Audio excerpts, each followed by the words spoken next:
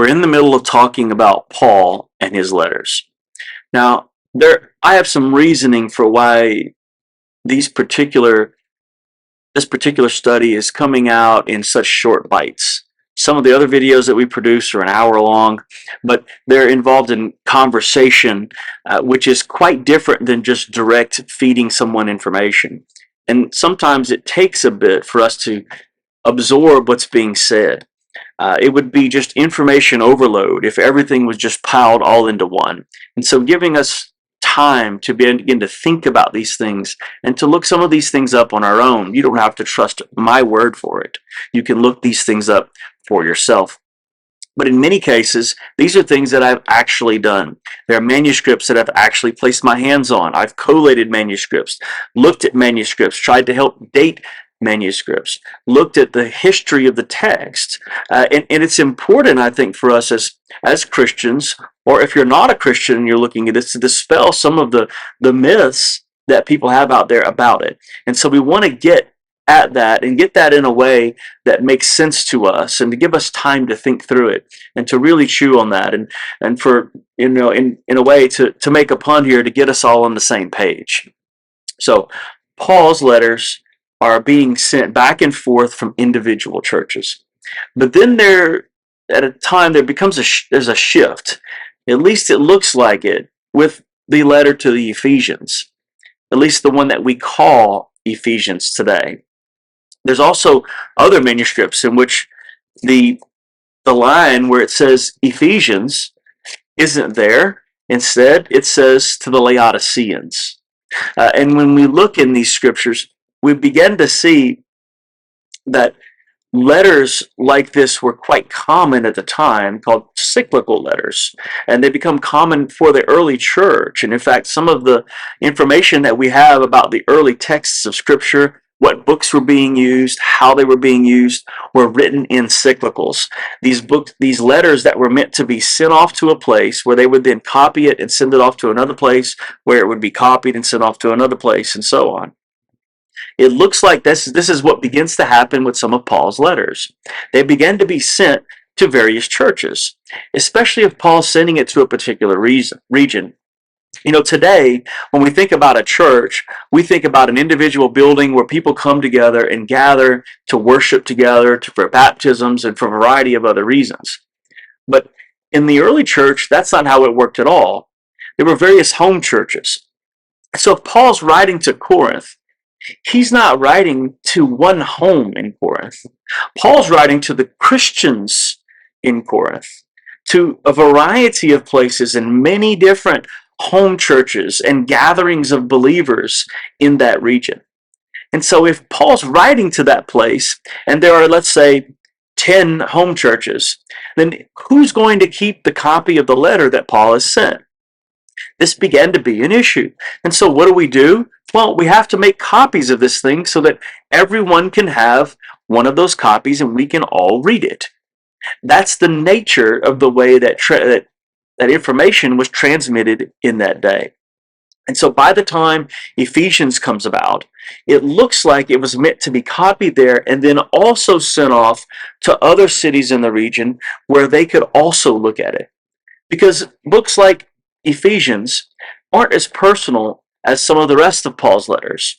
Paul's writing and noting people by name. Paul's talking to specific congregations about particular individuals and theological oddities that are happening in that place at that church with particular people. The book of Ephesians is much more broad. It's vague. It seems to be universal theology rather than issues that are being dealt with only in one particular place.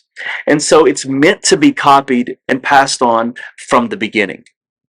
And churches, as they began to receive these books, these letters, what they would begin to do is accept and receive and use these texts as a rule for their congregations. So if Paul would say, this is how we should go about doing business in the church. This is how decisions ought to be made. This is how leaders should be chosen. Those things began to be passed around as a rule.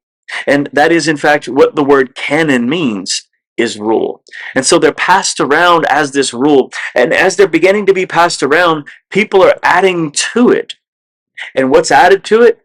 Other letters that Paul has also written to other churches in the region. Because for the most part, Paul's ministry took place along a wide expanse on the northern part of the Mediterranean Sea. And as the letters are making their way across to that place, the other letters are beginning to be added to it. And before long, there are packages of Paul's letters that are beginning to be sent, not only in that place, but all around the known world at the time. And those letters were organized in a particular way. In fact, the way that the letters are organized today are from the longest letter to the shortest letter, right? So we start with Romans and we end with Philemon. Hebrews is a completely different matter that we'll get to at another time. But Paul's letters were beginning to be passed around in that way. And various different churches had different amounts of those letters, especially within the first 150 years, because people are talking about them. People are noting the letters that they have. People in North Africa and in Turkey and Syria and these places, they're writing down the various different letters that Paul has. And they're writing their own letter to some church or some individual, and they're noting which letters they have and how they're being used. And so we know that by the 150s, at least, that Paul's letters have been completely accepted as having divine authority inside the church, and they're being used in that way. And they're being passed around as a packet on their own. These are Paul's letters. It's yet to be that the Bible, in the way that we understand it today, has been put together. At that moment, it's Paul's letters being passed on in its own little chunk. And that sets a precedent for what's going to come. Because as at the end of Paul's life, it's also the same era that's the end of the rest of the apostles' lives as well. And what begins to happen is that as they die off, churches at least begin to be concerned that what are we going to do when all these apostles are gone? What are we going to do when those who saw and heard Jesus directly, how are we going to know about the things of God if we don't have these things written down? Now, somewhere in the background, these things are being written down, but they aren't being used in the same way that Paul's letters were yet. There's something else happening. There are sayings of Jesus. There are various different, today we would say the Da Vinci Code, something like that, where we talk about these various different gospels, but that really isn't what they are. They're really sayings gospels, or they're collections of the sayings of Jesus, and we have no idea where many of them came from. They seem to have just been floating around in the background, and it's my opinion that they're piggybacking on the actual gospels that we have, Matthew, Mark, Luke, and John. Because of their popularity, they're being copied and spread and sold in order to make money. That is the intent. The second intent would be to propagate their own view of philosophy and the way of the world, whether it would be some pagan idea, whether it's Stoicism, or some other issue or theological oddity that you want propagated because it's what you believe. And that seems to be the motivation for all of Scripture, isn't it, though? Because it's written with a bias. It's written with an intent.